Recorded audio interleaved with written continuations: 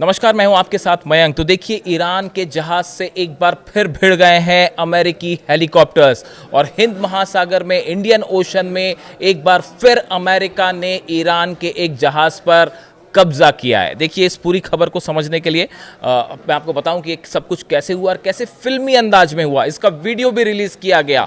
Veronica 3 ये एक जहाज है जो कि वेनेजुएला से चला था और गौर करने वाली बात यह है कि ये वेनेजुएला से तब चला था जब मादुरो के खिलाफ एक्शन हुआ था अमेरिका का। उसी दिन, इनफैक्ट बताया जा रहा है कि उसी डेट पर, उसी दिन जो है 3 जनवरी को वेरोनिका 3 नाम का ये जहाज वेनेजुएला से चला। बताया जा रहा है कि इसमें ईरान का ऑयल था। इसमें फ्लैग, पहली बात तो कि ये फ्लैग लगा हुआ था पनामा का, लेकिन बताया जाता है कि इस जहाज़ में जो ऑयल था वो ईरान का था और अमेरिकन नेवी इसको फॉलो कर रही थी जहां जब से ये जहाज़ चला था उसी दिन से।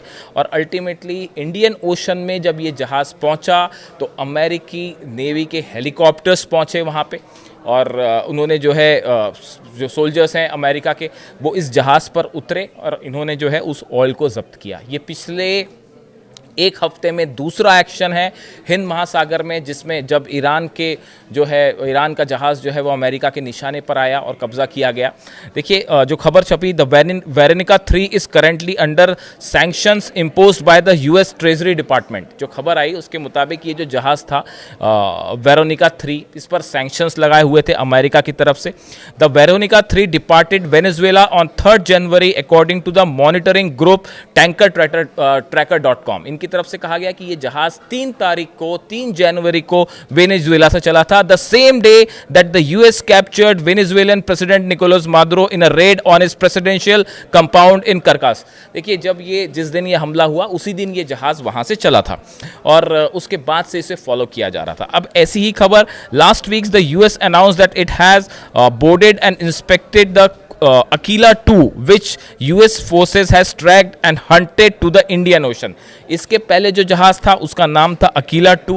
इस पर अमेरिका ने कब्जा किया था और गौर करने वाली बात यह है कि ये कहा गया था उस समय भी इस पे पनामा का फ्लैग लगा हुआ था और उसके बाद ये एक हफ्ते के अंदर ये दूसरा एक्शन है वेरोनिका 3 पर। अब देखिए, ये बार बार आखिर अमेरिका ईरान के जहाज पर कब्जा क्यों कर रहा है, क्यों ऑयल को लेकर इतना कॉन्शियस है अमेरिका। देखिए, खेल तो पूरा तेल का ही है।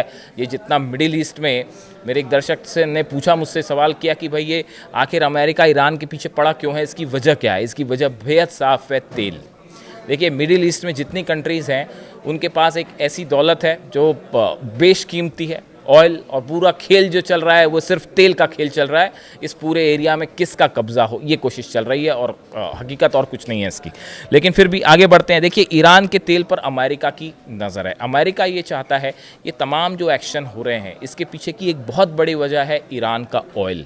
अगर ईरान के ऑयल बिजनेस को अमेरिका ने कंट्रोल करने की कोशिश की, उस पर अपना प्रभाव जमा लिया, तो ये ईरान के लिए एक बड़ा सेटबैक होगा। ये बात अमेरिका अच्छे से जानता है। इसीलिए पूरी कोशिश है कि ईरान और चीन, खास तौर पर ईरान और चीन का जो नेटवर्क है इसको अमेरिका तोड़ने की कोशिश में लगा हुआ है कि किसी तरह से। लेकिन ये है कि ये नेटवर्क तोड़ना तो बड़े दूर की बात है, जो मिलिट्री कोऑपरेशन शुरू हो गया है, यानी कहते हैं ना हर एक्शन का एक रिएक्शन होता है, जो थ्योरी है, ये इतना महंगा पड़ चुका है। ये पूरा जो ईरान के ऑयल को कंट्रोल करने की कोशिश, 12 दिन के जंग के बाद जो नतीजे सामने आए हैं और जो अब हालात हैं, चाइना ने बड़े पैमाने पर अपने न सिर्फ जहाज भेज दिए हैं, डिफेंस सिस्टम भेज दिया है और अब तो खबरें आ रही हैं कई मिसाइल्स भेज दिए हैं, जिसके बारे में मैं एक अलग से वीडियो करूंगा आपके लिए। अब देखिए, अभी जो खबरें हैं उसके मुताबिक जो अमेरिका का मकसद है वो ईरान के इन जहाज़ों के नेटवर्क को तोड़ना है जो कि चाइना या दूसरे देशों तक ऑयल पहुंचाते हैं, ताकि ईरान के इस ऑयल बिजनेस को कंट्रोल किया जाए। इसके अलावा रूस, चीन और ईरान, ये तीनों का भी जो नेक्सस है, बड़े हिस्से में ईरान का ऑयल जो है या रूस का ऑयल जो रूस तक जाता है, कभी ईरान के जहाज उसको लेके जा रहे होते हैं, कभी ईरान का ऑयल होता है वो चाइना जा रहा होता है। कई बार ऐसा होता है कि रूस के टैंकर्स होते हैं और तेल ईरान का होता है।